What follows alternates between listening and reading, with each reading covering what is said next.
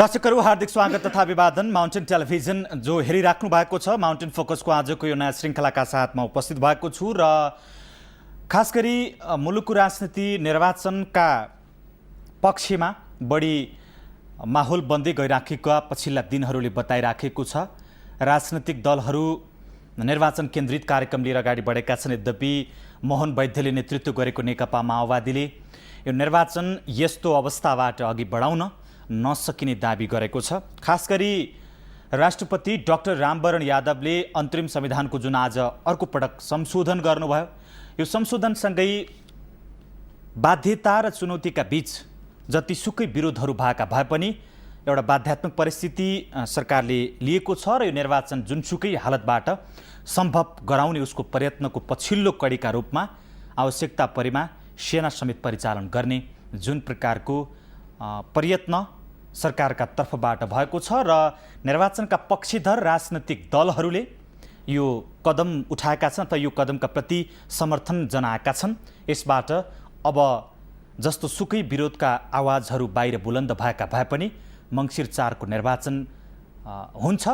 त्यसले परिणाम के दिन्छ भनेर अहिले आङ्कलन त गर्न सकिँदैन, तर निर्वाचन हुनेमा भने बहुसङ्ख्यक मान्छेहरू सहमत बनिरहेका छन् र यो विचारप्रति धेरै मान्छेहरूको एक हिसाबले सहमति छ। र यो सँगसँगै मुलुकका प्रमुख राजनैतिक दलहरू निर्वाचन केन्द्रित कार्यक्रममा अगाडि बढेका छन् र पछिल्लो पटक खास गरी उम्मेदवार छनौटको प्रक्रिया तीव्र रूपबाट अगाडि बढेको छ। नेकपा एमाले माओवादी यस विषयमा अगाडि बढिराखेका छन् र नेपाली कङ्ग्रेसले यो सन्दर्भ टुङ्ग्याउनका लागि लामो समयदेखि संसदीय बोर्डको गठन प्रक्रिया जो उसको भइराखेको थिएन, यसमा अन्तत्वगता लामो विवादपछि पार्टी सभापति सुशील कोइरालाले नाम प्रस्ताव गर्नुभयो र केन्द्रीय कमिटीले यसलाई केन्द्रीय कार्य समितिले यसलाई अनुमोदन गरेको छ। यद्यपि धेरै मतभिन्नताहरू, धेरै विवादहरू यो गठन सँगसँगै बाहिर आएका छन् र खास गरी नेपाली कङ्ग्रेसको यो पछिल्लो संसदीय बोर्ड गठन र नेपालको पछिल्लो राजनीतिक घटनाक्रम निर्वाचन लगायतका विषयमा केन्द्रित भएर हामी कुराकानी गर्नेछौँ। नेपाली कङ्ग्रेसका नेता मोहम्मद अफ्ताब आलम यो विषयमा कुराकानी गर्न हाम्रो स्टुडियोमा उपस्थित हुनुहुन्छ। हार्दिक स्वागत छ यहाँलाई हाम्रो कार्यक्रममा। हवस् त, धन्यवाद। अब संसदीय बोर्ड गठन जो लामो विवादका बीच रस्सा कसेपछि पार्टी सभापति संसदीय बोर्ड गठन गर्नुभयो। बोर्डको बैठक अहिले पनि चलिराखेको छ। यत्रो फेरि सबैलाई सहमति भएको छैन नि यो बोर्ड गठनसँगै सबैका तीव्र मतभेदहरू बाहिर आएका छन्। त्यसमध्येको स्वयं तपाईँ एकजना पनि यो बाहिर टिप्पणी गर्नेमा चाहिँ होइन, टिप्पणी त मैले अस्पष्टै रूपमा मैले के गरेँ हूँ भन्ने, यो संसदीय बोर्ड गठन गर्ने यो सभापतिजीको राइटको कुरा हो। त्यस कारणले यसमा मेरो चाहिँ कुनै कमेन्ट छैन। कुनै कमेन्ट नै छैन तपाईँको? कुनै कमेन्ट छैन। यो त सभापतिजीको राइटको कुरा हो, जसलाई विश्वास गर्नु उहाँले राख्नुभयो। लोकतान्त्रिक पार्टीभित्र चाहिँ सभापतिको तपाईँको चाहिँ जे चाहे त्यही हुन्छ भन्ने त होइन नि, सहमति छलफल त भयो होला। अब मेन कुरो के छ भने, अब कुनै पनि काम गर्दाखेरि केही साथीहरूको असन्तुष्टि हुन्छन्, त्यो स्वाभाविक हो। किनभने सबैको चाहना हुन्छन्, सबैको एक्सपेक्टेसन हुन्छन् कि यो बोर्डमा म पर्दे भन्ने मलाई राम्रो हुन्थ्यो। अब त्यो अवस्थामा नपर्दाखेरि केही साथीहरूको असन्तुष्टि हुन्छ, त्यसलाई मैले स्वाभाविक रूपमा लिएको छु, त्यो अस्वाभाविक होइन। कुरा तपाईँको मात्रै होइन, पार्टीभित्र पनि यसका बारेमा धेरै मतभेदहरू सार्वजनिक भए नि। जस्तो पार्टीको सभापतिले चाहिँ संसदीय बोर्डमा मान्छे राख्ने सन्दर्भमा चाहिँ पहिला तय गरेका नामहरू रातारात परिवर्तन भएका कुरा, व्यक्तिगत डिलका आधारमा परिवर्तन भएका कुरा यस्तो धेरै आयो नि। जस्तो वरिष्ठतम पुराना नेताहरूलाई बाइपास गरिएको कुरा, जस्तो तपाईँलाई उदाहरण दिउँ कुलबहादुर गुरुङ, उहाँलाई संसदीय बोर्डमा राखिएन। अब एउटा कुरो के छ भन्ने, अब रातारात जसलाई थाहा रहा, अब जो साथीहरूलाई थाहा चाहिँ रहा होला कि यस्तो लिस्ट बने, त हामीले त लिस्ट देखेका थिएनौँ। हामी त 81 सेन्ट्रल वर्किङ कमिटीको बैठकमा सभापतिजीबाट लिस्ट सुनाइयो, हामी त्यसलाई अनुमोदन गऱ्यौँ। अब त्यो मात्रै मलाई थाहा छ। तपाईँले पनि अनुमोदन गर्नुभयो? ल, अनुमोदन त गर्नै पर्छ नि। नाम आउने बित्तिकै तपाईँ फुत्त त्यहाँबाट बाहिर हिँड्नुभयो भन्ने आएको थियो नि? होइन, त्यस्तो कुरो होइन। बकाइदा सभापतिजीले नाम सुनाउनु भयो, अनि त्यसपछि हामीले अनुमोदन गऱ्यौँ। अनि त्यसपछि हिजो के थियो भन्ने, यो साउदी अरबको नेसनल डे थियो, त्यसमा मलाई चाहिँ जानु थियो, त्यहाँ म गइहालेँ। छलफलमा सहभागी नै नभइकन तपाईँ अनुमोदनमा थपडी नै नबजाइकन असहमति दर्ज गर्ने एउटा तरिका हो नि त्यो? होइन, मेन कुरो के हो भन्ने, म अगाडि नै महेन्द्रजी निवेदन गरिसकेँ हो नि कि त्यो सभापतिजीको राइट्सको कुरा हो। उहाँले आफ्नो राइटलाई प्रयोग गर्नुभयो। अब त्यसमा चाहिँ मेरो चाहिँ कुनै कमेन्ट छैन। मैले त्यही अनुमोदनको त्यहाँ उपस्थित प्रक्रियामा पत्रकारहरूका बीचमा तपाईँले एउटा कमेन्ट गर्नुभयो नि त, जस्तो अब अत्याधिक बहुमतले विजय भएर आउँछु त्यसपछि देखाइदिन्छु अथवा त्यसपछि कुरा गर्छु भन्नुभयो नि। होइन, देखाइदिन्छु कुरो होइन। अब मेन कुरो के छ भन्ने, मैले के भने हो भने अब यो चुनावमा सारा देश होमिसकेको अवस्था छ। अब चुनावमा जान्छु र इन्साल्लाह सबभन्दा अत्यधिक मतले विजय प्राप्त गरेर आउँछु अनि त्यसपछि अरू कुरा चाहिँ गर्छु भनेर मैले भने। के कुरा गर्नुहुन्छ तपाईँ अलिकति? ल, अब त्यो कुरा त के छ भने अब भोलि संविधान कसरी बनाउने, पार्टीको चाहिँ जनताले दिएको म्यान्डेटलाई हामीले कसरी व्यवस्थित गर्ने, एउटा लोकतान्त्रिक संविधानको बारेमा हाम्रो भूमिका के हुन सक्छ, र अर्को कुरा के छ भने यो देशको मधेसी, आदिवासी, जनजाति, मुस्लिम जो पीडित एउटा वर्ग छ, जो वर्षौँदेखि आइसोलेटेड अवस्थामा छ, त्यसको पीडालाई काङ्ग्रेसले कसरी निदान गर्छ, त्यसको चाहिँ जुन एक्सपेक्टेसन छ त्यसलाई कसरी फुलफिल गर्छ, र यो राष्ट्रलाई कसरी सबै 2,65,00,000 नेपाली जनताको साझा राष्ट्र निर्माण गर्ने प्रक्रियामा नेपाली काङ्ग्रेसको जुन एउटा महत्त्वपूर्ण भूमिका हुन्छ त्यसमा हाम्रो कस्तो भूमिका हुने हो त्यसमा कुरा गर्छु भन्ने मैले भने हो। त्यो त राजनीतिक फिलोसफी भइहाल्यो नि। अहिले खास गरी सभापति संसदीय बोर्डमा नराखेको झोकका आधारमा त्यसपछि सभापतिजीसँग पद बार्गेनिङ गर्छु अब भनेर भन्नुभयो। तपाईँलाई एउटा कुरो म भन्छु महेन्द्रजी, अब यो म बहुत कलिलै उमेरमा 26-27 वर्षको उमेरमा म पार्लियामेन्टको मेम्बर भएँ र वास्तवमा म सियासतमा, म विरासतमा सियासत पाएँ र त्यो सियासतमा मेरो फ्यामिलीले एउटा पार्लियामेन्टको मेम्बरको रूपमा मैले विरासत सम्हालेको हुँ र त्यस कारणले पार्लियामेन्टको एज ए मेम्बरको हैसियतले मेरो भूमिका राष्ट्र, लोकतन्त्र, नेपाली जनताप्रति के रिस्पोन्सिबिलिटी हो त्यो रिस्पोन्सिबिलिटीलाई इमान्दारीपूर्वक त्यो निर्वाह गर्ने म आफ्नो रिस्पोन्सिबिलिटी ठान्छु र त्यो मेरो मान्यता हो। त्यस कारणले अब फलानो यस्तो भएन त्यो त्यसको पक्षमा म त्यति लोभी मान्छे होइन। संसदीय बोर्डको गठन लगत्तै निरन्तर संसदीय बोर्डको बैठक बसिराखेको छ। उम्मेदवारहरूको चाहिँ फाइनल गर्ने भयो यसको मतलब यस संसदीय बोर्डले? अब त संसदीय बोर्डको कामै यो टिकटको छिनोफानो गर्ने, कुन साथीलाई टिकट दिने भन्ने त त्यसको मेन वर्क नै, कर्तव्य नै, त्यो अधिकार नै त्यही हो कि अब यो टिकट कुन साथीलाई दिने भन्ने निर्क्युल गर्ने त्यो संसदीय बोर्डको राइट हो। भनेपछि संसदीय बोर्डको गठनसँगै नेपाली कङ्ग्रेस वास्तवमा निर्वाचनमा होमियो। अब सिङ्गो राष्ट्रै होमिसकेको छ। सिङ्गो राष्ट्र कहाँ होमिया छ? कति मतभेदहरू बाहिर आएका छन्, कति असहमतिका स्वरहरू छन्। सिङ्गो राष्ट्र पुरै 100% त निर्वाचनमा होमिएको छैन। अब यसमा के छ भने भन्न त भन्नै पर्छ, हामीले सिङ्गो राष्ट्र भन्नेको सम्पूर्ण नेपाली जनता निर्वाचनको पक्षमा होमिसकेको अवस्था पनि छ र अर्कोतिर मोहन वैद्यजीसँग केही गठबन्धन जुन पार्टीहरू छन् उहाँहरूले अब चुनाव बहिष्कार गर्छु, हामी चुनावमा पार्टिसिपेट गर्दैनौँ भन्ने खालका जुन अहिले अभिव्यक्तिहरू आइराखेको छ, चुनाव बहिष्कार गर्ने जुन आफ्नो उहाँहरूले एउटा अभियान चलाइराख्नु भएको छ। अब ठिक छ, त्यो उहाँहरूको आफ्नो राइट्सको कुरा हो, तर सिङ्गो राष्ट्र चाहिँ हामीले भन्दाखेरि हुन्छ किनभने सम्पूर्ण नेपाली जनता एउटा निर्वाचनको माध्यमबाट यो देशको ट्रान्जिसन पिरियड र यो सङ्क्रमणकालीन अवस्थालाई समाप्त गर्न खोजेको अवस्था छ र त्यस कारणले के छ भने अब यो देशमा यो सङ्क्रमणकालीन अवस्थालाई समाप्त गर्नका निमित्त निर्वाचन बाहेक अर्को कुनै विकल्प चाहिँ छैन। अब मोहन वैद्यले नेतृत्व गरेको नेकपा माओवादीले चाहिँ यस्तो प्रक्रियाबाट निर्वाचन हुँदैन भनेर भनेको छ एउटा कुरा। अनि दोस्रो कुरा चाहिँ अब निर्वाचन सहज सरलीकरण ढङ्गबाट भइराखेको छैन भन्ने कुरा त सरकारले हाम्रो सेना परिचालनका लागि राष्ट्रपतिका अथवा सेनाको सहयोगका लागि राष्ट्रपति समक्ष जुन खालको बाधा अड्काउ फुकाउ अध्यादेश मार्फत संविधान संशोधनको जुन प्रकारको प्रयत्न गरेको छ, यसबाट पनि बुझिन्छ देश त हुन लागेको निर्वाचन त्यति सहज मोडबाट भइराखेको छैन। अब होइन, एउटा कुरो के छ भने अलिकति त असजिलो त छ महेन्द्रजी, तर चाहिँ यहाँ जुन तपाईँले एउटा सेना परिचालनको जुन कुरा गर्नुभयो हो, तपाईँ चाहिँ ब्याक हिस्ट्री पनि हेर्नु, 48 सालमा पनि चुनाव हुँदाखेरि ठाउँमा आर्मीलाई चाहिँ त एलर्ट त गरेर राखेकै हो नि, आर्मी त परिचालन भएकै हो। 51 पनि आर्मी परिचालन भयो, 56 पनि परिचालन भयो। त्यस कारणले शान्ति सुरक्षालाई व्यवस्थित गर्नका निमित्त विगतका निर्वाचनमा पनि सेना परिचालन भयो हो। त्यस कारणले यो तपाईको 64 सालमा मात्र किन भएन भने सेना समायोजनको च्याप्टर जुन थिए नि फुलफिल भएको थिएन, त्यस कारणले परिचालन भएन। अब अहिले फेरि यो तपाईको ल एन्ड अर्डरलाई म्यानेज गर्नका निमित्त, व्यवस्थित गर्नका निमित्त सेना परिचालनको आवश्यकता सरकारले महसुस गर्यो अनि चाहिँ गर्यो। 64 सालको निर्वाचनको दोस्रो संस्करण हुँदैछ यो निर्वाचन चाहिँ। भने संविधान सभाको निर्वाचनमा सबैको सहमतिका माध्यमबाट निर्वाचन गराइनुपर्छ भन्ने मान्यता छ आम मान्छेहरूको, र त्यसो गरियो भने मात्रै संविधान सभाले संविधान दिन सक्छ भन्ने बुझाइ छ। अरू संसदीय निर्वाचन जस्तो होइन नि, त्यसकारण सेना नै परिचालन गरेर गर्नुपर्ने, जसको त्यसको प्रतिक्रियाका रूपमा माओवादीका सचिवले आजै भन्नुभयो हतियार समेत उठ्न सक्छ। होइन, ठिक छ। अब उहाँको आफ्नो यो अभिव्यक्ति हो, त्यस कारणले उहाँको अभिव्यक्तिमा म चाहिँ त्यति जान चाहन्न। जहाँसम्म निर्वाचन भन्नेको निर्वाचनै हो, चाहे पार्लियामेन्टको निर्वाचन होस्, चाहे तपाईँको कन्स्टिट्युएन्ट एसेम्ब्लीको निर्वाचन होस्, निर्वाचन भन्नेको निर्वाचनै हो।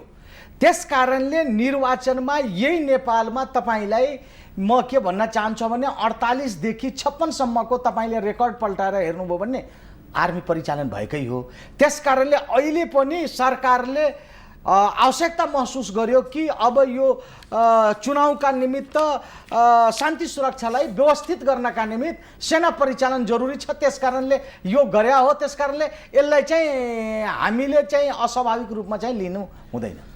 अब सेना परिचालनसम्मको कुरा गरिसके पछाडि चाहिँ माओवादी बाहेकै देशमा निर्वाचन हुने भयो संविधान सभाको, यही बुझ्दा भयो होइन अब मान्छेहरूले? होइन, आज पनि त यो प्रयास त सरकारको माध्यमबाट, यो 4 दलको माध्यमबाट पनि यो प्रयास त भइराखेको छ कि तपाईँहरू पनि आउनुहोस्। यो त 4 दलको जुन संयन्त्र छ त्यो दलले त मोहन वैद्यजीको ग्रुपलाई त भनेकै हो, उहाँको गठबन्धनलाई भनेकै हो कि हामी तपाईँले कमिटमेन्ट गर्नुभयो भने मन्सिर 4 गते र यो सरकार परिवर्तनको कुरा तपाईँले छोड दिनुभयो भने अरू कुरामा हामी लचिलो भएर तपाईँसँग वार्ता गर्न सक्छौँ। तर उहाँहरूले के भन्नुभयो भने हामी यो निर्वाचन चैत बाहेक हामी गराउनै हामी चाहिँ पक्षमा जाँदैनौँ भन्ने। अब एकातिर नेपाली जनता निर्वाचनको माध्यमबाट यो ट्रान्जिसन पिरियडलाई अन्त गर्नुपर्छ भन्ने मान्यता हो। अब यो मुलुकमा तपाईँले जति दिनसम्म ट्रान्जिसन पिरियडलाई लम्ब्याउनु भयो भने एनार्किजम बढ्छ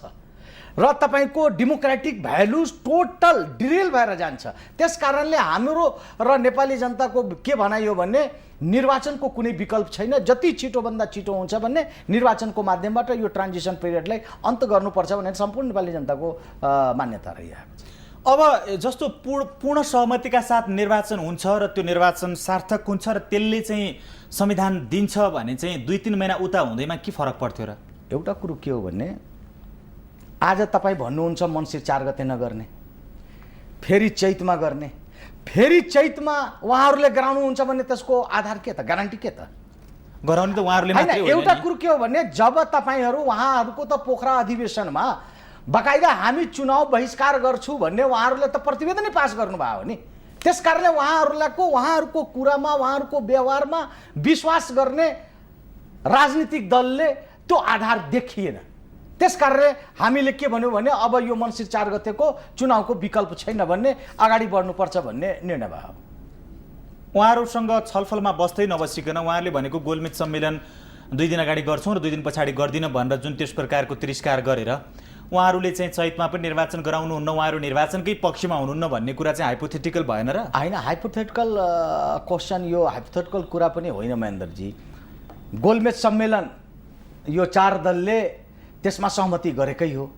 त्यो गर्दाखेरि उहाँहरूले बकाइदा छलफलमा त के भन्नुभएको थियो भने हामी यो सरकारलाई परिवर्तन गर्नुपर्दछ। अर्को कुरा मन्सिर 4 को सट्टा तपाईको चैत्रमा निर्वाचन गर्नुपर्दछ। उहाँहरूले के भन्नुभयो भने हामीले त सिजे को अध्यक्षतामा नगरे हो, अब तपाईले सिजे चाहिँ बाट राजीनामा गर्नु त व्यक्तिमा जान्छ। र फेरि अर्को कुनै दलले भन्नुभयो कि हामी यो व्यक्तिलाई मान्दैनौँ। अर्को व्यक्तिलाई फेरि अर्को व्यक्तिमा त्यो फेरि त्यो प्रोसेस एउटा लामो समयसम्म जान सक्थ्यो। त्यस कारणले यो 4 दलले के निर्णय गर्यो भने होइन, यो दुईटा कुरा छोडेर तपाईँले अरू कुरा ल्याउनुहोस्, त्यसमा हामी सहमति गर्न तयार छौँ, तर यो दुईटा कुरा उहाँहरूले छोड्नका निमित्त तयार हुनु भएन, त्यस कारणले सहमति हुन सकेन। हामी यो सन्दर्भ फेरि जोड्नेछौँ। दर्शकहरू, नेपाली कांग्रेसका नेता मोहम्मद अफ्ताब आलमसँग आजको माउन्टेन फोकसको श्रृङ्खलामा कुराकानी गरिरहेका छौँ। सन्दर्भहरू फेरि जोड्नेछौँ, बेला भएको छ छोटो विश्रामको।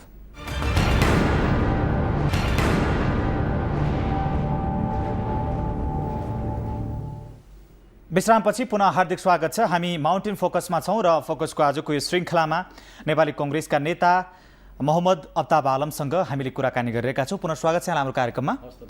र अब यो निर्वाचनका खातिर तपाईँको पार्टीले कुन प्रकारको तयारी गरिरहेछ? अब यो निर्वाचनको उम्मेदवार छनौटको प्रक्रिया त आज गर्दैछ, त्यसको तयारी भइराखेको छ।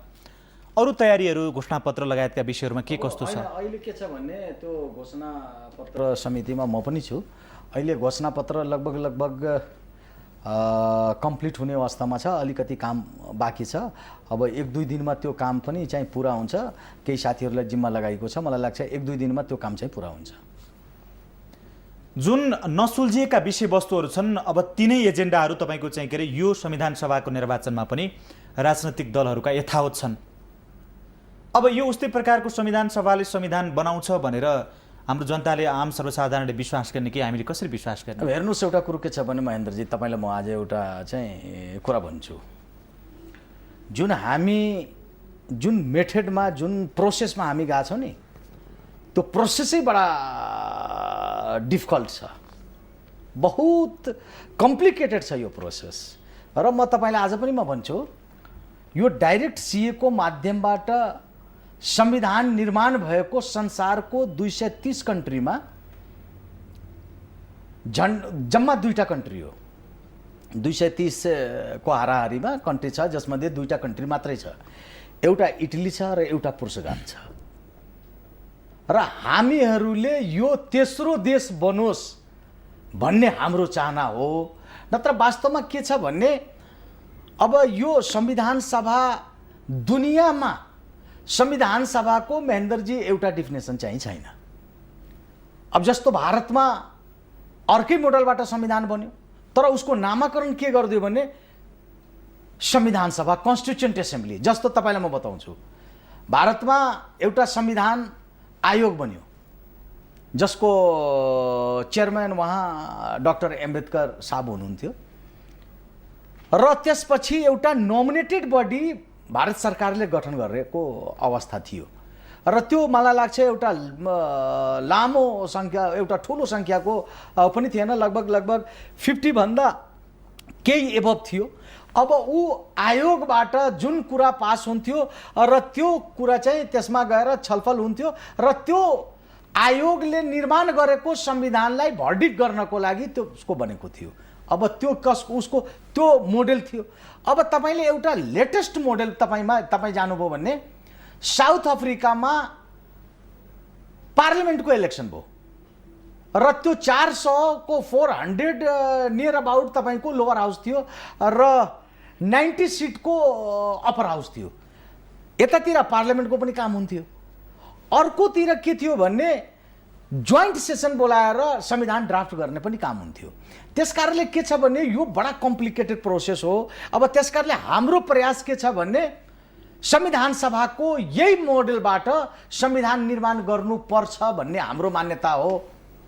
अब विश्वभरिका देशहरूको तपाईँको चाहिँ निष्कर्ष र तपाईँले जुन प्रकारको निष्कर्ष अहिलेको भनाइमा व्यक्त गर्नुभएको छ, तेस्रो मुलुक बन्ला त नेपाल चाहिँ अब संविधान सभाको माध्यमबाट संविधान बनाउन? अब यो त असम्भव जस्तो लाग्छ। होइन, एउटा कुरो के छ भने एउटा चर्चिलको मलाई चाहिँ एउटा चाहिँ कुराको सम्झना भइरहेछ। चर्चिलले के भनेको थियो भने मूर्खहरूको डिक्सनरीमा इम्पोसिबल हुन्छ, असम्भव मूर्खहरूको डिक्सनरीमा हुन्छ। त्यसकारणले आजको युगमा इम्पोसिबल केही कुरो छैन। वास्तवमा हाम्रो चाहना के हुनुपर्छ भने एउटा लोकतान्त्रिक मूल्य र मान्यताको आधारमा संविधान निर्माण गरौँ। त्यो दस्तावेज त्यस्तो दस्तावेज होस् कि जुन दस्तावेजको माध्यमबाट यो देश 2,64,00,000 नेपाली जनताको साझा राष्ट्रको रूपमा निर्माण गरौँ र यो देशमा जुन डिस्क्रिमिनेसन देखा परेको छ त्यो डिस्क्रिमिनेसनलाई अन्त गरेर यो सम्पूर्ण डिस्क्रिमिनेसनलाई अन्त गरेर एउटा चाहिँ सम्पूर्ण नेपाली जनतालाई यो ग्यारेन्टी, यो प्रत्याभूति हामीले दिलाउनै पर्दछ कि यो राष्ट्र हाम्रो हो र सबैलाई समान अधिकार र समान अवसरको प्रत्याभूति हामीले दिलाउनै पर्छ। अनि मात्र यो चाहिँ एउटा साझा दस्तावेजको रूपमा र एउटा लोकतान्त्रिक संविधानको निर्माणको माध्यमबाट एउटा संविधान निर्माण हुन्छ, जसको माध्यमबाट प्रत्येक नेपाली जनताले गौरवको साथ यो बनोस् कि यो राष्ट्र मेरो हो, हामी सबै नेपालका लागि, नेपाल हाम्रा लागि। र यो भावना जबसम्म उत्पन्न हुँदैन तबसम्म स्वाधीनता मजबुत हुँदैन। नेपाली कांग्रेसको भावना त त्यो होइन नि, त्यो भावना हो, क्लियर भावना हो। त्यसमा नेपाली कांग्रेसको अस्पष्ट त्यो धारणा हो। नेपाली कांग्रेसले त अब त्यही भएर पहिचान सहितको संघीयता, जातीय पहिचान सहितको संघीयता लगायत विषयहरू मान्दैन भनेपछि कसरी समान अधिकारको कुरा गरे? अहिलेसम्म अधिकार प्राप्त गर्ने मान्छेहरूलाई नै अधिकार दिनुपर्छ, पिछडिएका जातिहरूलाई अधिकार सम्पन्न बनाउँदैन कांग्रेस भनेर भनिन्छ नि। एउटा कुरा तपाईँलाई म भन्छु, यहाँ पहिचानको धेरै चर्चा परिचर्चा हुन्छ। माओवादीको नेताहरूको चाहिँ भाषण सुन्नुभयो भने, मधेसी मोर्चाको नेताहरूको पनि सुन्नुभयो भने के भन्छन् भन्ने, संघीयता सहितको संविधान र पहिचान सहितको संघीयता। मैले आजसम्म यो कुरा के मैले चाहिँ बुझेकै छैन महेन्द्रजी कि पहिचान भन्नेको के हो। म तपाईँलाई भन्छु, मेरो नलेजमा, मेरो कन्साइन्सले के भन्छ भने, जुन मुलुकमा जनता अधिकार सम्पन्न हुन्छ त्यही अधिकार उसलाई पहिचान दिलाउँछ।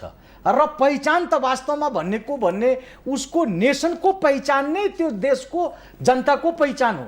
र जबसम्म नेपाल जनता अधिकार सम्पन्न हुँदैन तबसम्म उसले पहिचान पाउँदैन। त्यसकारणले अब कोही पनि भन्छन्, तपाईँले एउटा कुरो भन्छु, जस्तो एकल जातीय पहिचानको पनि कुरा आएको छ। म तपाईँलाई भन्छु, भारतको संविधान बन्दाखेरि त्यतिखेर संविधान आयोगका पदाधिकारीहरू, त्यसको मेम्बरहरूले यो एकल जातीय पहिचानमा जान्छौँ भन्ने यहाँ कम्प्लिकेसन उत्पन्न हुँदैन भन्ने उहाँले एक्सपेक्ट गर्नुभएको थिएन। तर पन्जाब अरू पनि स्टेटहरू एकल जातीयको पहिचानमा त भएको हो। तर तपाईँ हेर्नुहोस्, एकचोटि पन्जाबमा त्यो पनि समुदायको आधारबाट भएको छ। तपाईँले एउटा कुरा भन्छु, पन्जाबमा पनि एकल जातीय पहिचानको आधारमा त्यो राज्यको त संरचना त तयार गरियो। तर केही दिनपछि त्यहाँ पनि खालिस्तानको त मुद्दा उठ्यो नि। र त्यो खालिस्तानको मुद्दा उठ्दाखेरि भारतकी तत्कालीन प्रधानमन्त्री श्रीमती इन्दिरा गान्धीले ब्लू स्टार अपरेसन गरेर तपाईँको आफ्नो देशको स्वाधीनता जोगायो। र त्यही जातीयता र क्षेत्रीयताको कारणले आज सुडान पनि स्प्लिट भएको अवस्था छ।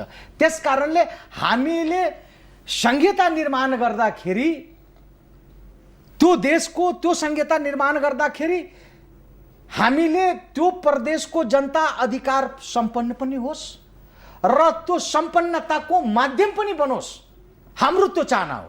तर हामीले संघीयता निर्माण गर्दाखेरि कुनै पनि ल्याप्सेसलाई हामीले जन्म दिनु हुँदैन, किनभने त्यो ल्याप्सेस भोलि दुर्घटना गराउँछ। त्यो कुरामा हामीले चाहिँ संवेदनशील हुनुपर्छ भन्ने नेपाली कांग्रेसको मान्यता। आन्तरिक राष्ट्रियताको जुन सन्दर्भ छ नि, यहाँका चाहिँ ऐतिहासिक जाति जनजातिहरूको नाममा अथवा उनीहरूको पहिचान झल्किने प्रकारको चाहिँ संघीयता दिनुपर्छ, त्यसो गरियो भने चाहिँ हाम्रो आन्तरिक राष्ट्रियता बलियो हुन्छ। र उहाँहरूको के पनि दाबी छ भने ती विगतका ती जाति जनजातिहरू जसको चाहिँ ऐतिहासिक कालमा चाहिँ शासन थियो र त्यसलाई चाहिँ पुनर्स्थापित गराउनुपर्छ भन्ने मान्यता उहाँहरूको छ।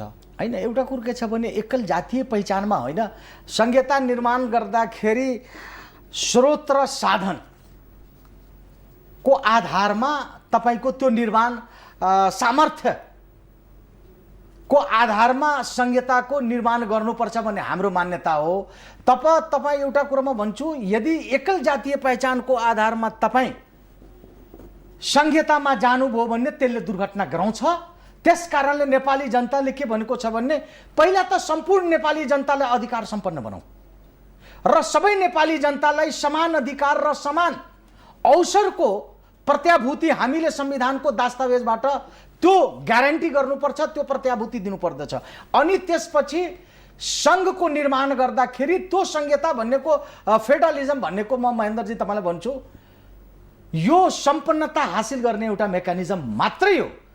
हामीले त्यस हिसाबले त नेपालमा संहिताको मुद्दा उठेकै होइन। खालि तपाईँको चाहिँ शक्ति सम्पन्न बनाउने, समृद्ध बनाउने भन्या त डिसेन्ट्रलाइजेसनका अरू मोडलहरू छन् र यहाँ चाहिँ संहिताको मोडल अथवा त्यसको संहिताको मुद्दा उठेको भनेको पहिचान सहितको हो। हैन, पहिचान बिनाको संहिताको कुनै अर्थ छैन भनेर भन्नुभएको छ। हैन, संहिता हुन्छ भने यही पहिचान सहितको हुन्छ, हुँदैन भने केही पनि मेरो हुँदैन एउटा कुरा भनाइ हो। मैले पार्लियामेन्टमा पनि यो कुरा भन्या हुँ, पब्लिक मिटिङमा पनि यो कुरा भन्या हुँ र यो च्यानलको माध्यमबाट पनि, थुप्रो च्यानलको माध्यमबाट पनि मैले के कुरा भन्या हुँ भने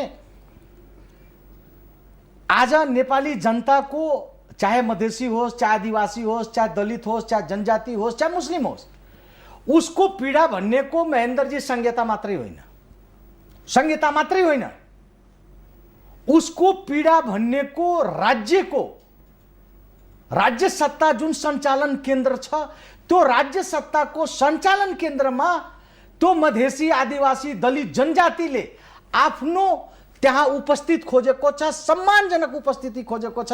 त्यो उपस्थिति हामीले गराउनुपर्छ भन्ने मैले पार्लियामेन्टमा यो कुरा भने।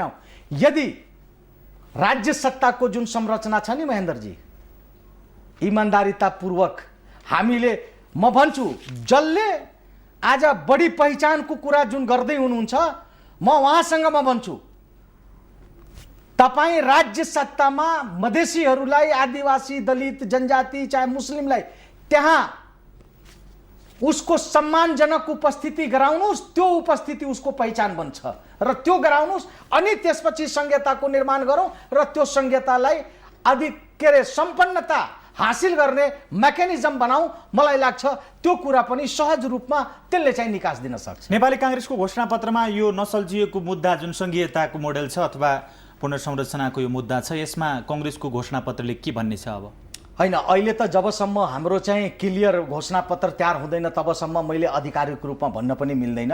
हाम्रो 2-4 दिनको भित्रमा घोषणापत्र तयार हुन्छ। हामी पिपुल्समा लिएर जान्छौँ। संहिताको बारेमा, शासकीय स्वरूपको बारेमा सम्पूर्ण कुरा हाम्रो घोषणापत्रमा उल्लेख छ र त्यो नेपाली जनतामा हामी लिएर चाहिँ जान्छौँ। तपाईँले अघि जे भन्नुभयो त्यस्तै आधारमा तपाईँको पार्टीले संहिताको मोडल ल्याउनेछ? होइन, संहिता त हामी के चाहन्छौँ भने संहिताको माध्यमबाट नेपाली जनता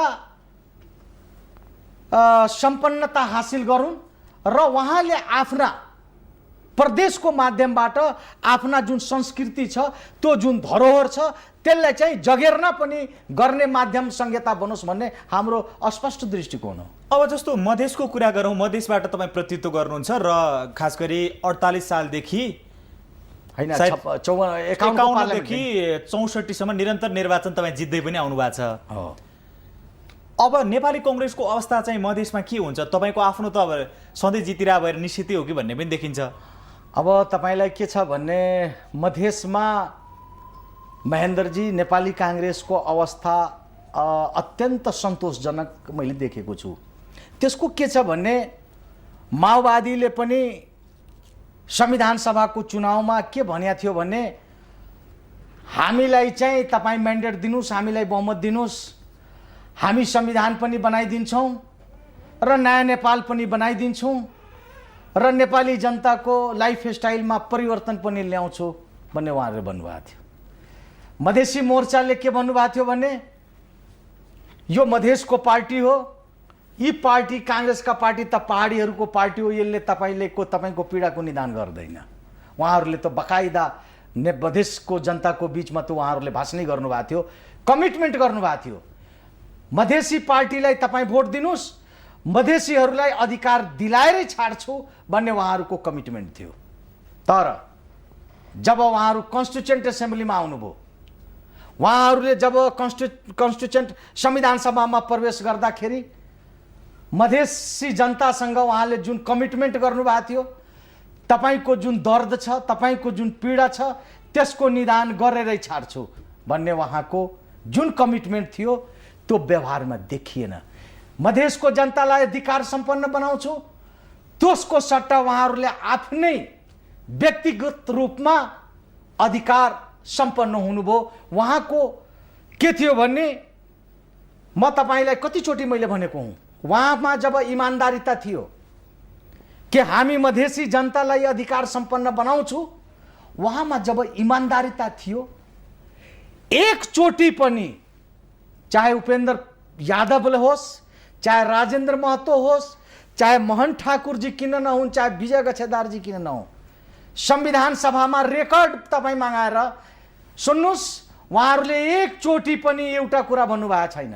उहाँहरूमा वास्तवमा अलिकति पनि इमान्दारिता भएको भए उहाँहरूले के भन्नु पर्थ्यो भने संविधान सभामा, सभामुख महोदय, मधेसी जनतालाई जबसम्म अधिकार सम्पन्न बनाउँदैन तबसम्म सरकारको कुरा त परै जाओस्, हामी राजीनामा गरेर जनताको माझमा जान्छौँ। त्यो नैतिक साहसको प्रदर्शन उहाँहरूले किन गर्नु भएन?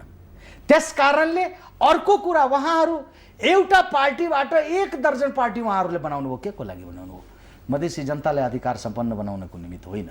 उहाँहरू आफ्नो पावरमा पुगेर कसरी इन्जोय गर्ने त्यसका निमित्त मात्र उहाँहरूले त्यसैमा लागिराख्नुभयो। त्यसैले मधेसको जनता अधिकार सम्पन्न हुन सकेन र उहाँहरूको सपना नेपाली कांग्रेसले पुरा गर्छ। तर अब नेपाली कांग्रेसले त्यस्तो खास केही तयारी गरेका छैन। ए माओवादीले आफ्नो पार्टीका अध्यक्षलाई नै मधेसमा लिएर चुनाव लडाउने र त्यसले एउटा भाइब्रेट खडा गर्ने भनेर भनेको छ। होइन, यो त एउटा के छ भने, अब एउटा कुरो के हो भने मधेस केन्द्रित अभियान उहाँहरूको होइन, मधेस केन्द्रित अभियान। सुन्नुहोस्, तपाईँले एउटा कुरो म भन्छु, प्रचण्डजीले पनि के भन्नुभएको छ, बाबुरामजी खास गरिकन ठाउँ ठाउँमा के भन्नुभएको छ भन्ने, अब मधेसको जनताको लागि म लडाइँ लड्छु, मधेसी जनताको लागि म लडाइँ लड्छु भन्ने उहाँ ठाउँ ठाउँमा त्यस्तो अभिव्यक्ति दिइराख्नु भएको छ। जब 64 सालमा संविधान सभाको निर्माण भयो, संविधान सभा गठन भयो, त्यतिखेर मधेसका जनता, आदिवासी, दलित, जनजाति सबै अधिकारको लागि छटपटाइराख्नु भएको थियो। उहाँले एकचोटि पार्लियामेन्टमा किन भन्नु भएन कि मधेसी जनताको जुन भावना छ त्यो भावना मेरो हो र मधेसी जनतालाई अधिकार सम्पन्न बनाउनु पर्दछ, ऊ नागरिक हो, ऊ नागरिकको सरह उसँग व्यवहार गर्नुपर्छ, उसँग भेदभाव गर्नु हुँदैन भन्ने उहाँहरूले एकचोटि पार्लियामेन्टमा त्यो अभिव्यक्ति किन दिनु भएन? त्यसकारणले हिजोसम्म मधेसी जनताको अधिकार तपाईँलाई के रे, त्यो अधिकारको बारेमा तपाईँलाई ज्ञान हुन सकेन। अब मधेसी जनताको लागि लड्छु भन्ने जुन महेन्द्रजी उहाँहरूले जुन अभिव्यक्ति दिनुभएको छ कि अब प्रचण्डजीले त के भन्नुभयो भने मधेसी जनतासँग मेरो के अरे मलाई प्यार भएको छ भन्ने जुन अभिव्यक्ति दिनुभएको थियो, म उहाँलाई के भन्न चाहन्छु भने मधेसको जनता यस्ता झुट्टा प्यारमाथि मधेसको जनता एतबार गर्नको लागि कुनै पनि हालमा तयार छैन। हस्, हाम्रो कार्यक्रममा सहभागिता जनाउनु भयो, आफ्नो विचार राख्नुभयो, समय र संवादका लागि हार्दिक धन्यवाद छ यहाँलाई। हस् त, धन्यवाद। हस् दर्शकहरू, आउनुहुन्थ्यो नेपाली कांग्रेसका नेता मोहम्मद अफ्ताब आलम, जोसँग आजको माउन्टेन फोकसको श्रृङ्खलामा केन्द्रित भएर कुराकानी गऱ्यौँ। भोलि नयाँ विषय र पात्रहरूका साथ यो कार्यक्रम लिएर पुनः उपस्थित हुनेछौँ। आजका लागि यो कार्यक्रमबाट हामी सबैलाई बिदा दिनुहोस्। बाँकी प्रस्तुतिहरूका लागि माउन्टेन टेलिभिजन हेर्दै गर्नुहोला। नमस्ते।